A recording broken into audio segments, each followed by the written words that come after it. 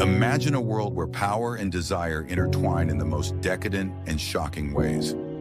Picture a ruler whose name echoes through history, not just for his reign, but for the wild and twisted pleasures he sought behind palace walls. Today we journey into the luxurious yet dark life of Rome's most infamous emperor, Caligula, and the shocking sexual practices that marked his rule. Caligula's Rome was a place of grandeur, wealth, and excess. But beneath the golden surface lay secrets that few dared to speak about. This emperor did not just rule with an iron fist, he indulged in acts that stretched the limits of what society could accept. His name became synonymous with excess and cruelty, but also with the most perverse desires imaginable. From the moment Caligula came to power, he showed a fascination with pleasure that went far beyond the ordinary. His sexual appetite was legendary, and his actions scandalized even the most hardened senators. One of the most talked about stories tells of his love for his own sisters. In a world where family ties were sacred, Caligula shattered norms by engaging in incestuous relationships with his siblings, a taboo that shocked Rome to its core. But his indulgences did not stop there.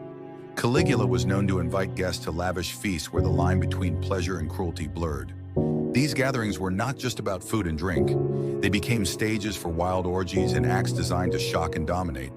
His thirst for power extended into the bedroom, where he often forced those around him into humiliating and degrading situations.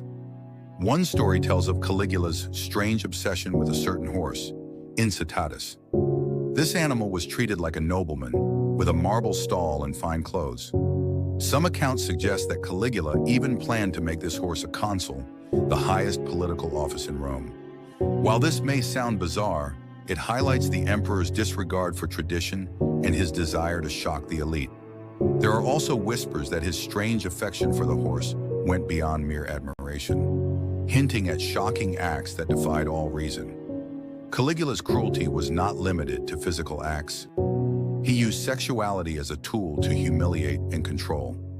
Senators and nobles were forced into acts that destroyed their dignity, serving as a reminder of who truly held power. His palace became a stage where nothing was sacred and pleasure was weaponized. The emperor's obsession with excess also extended to public spectacles.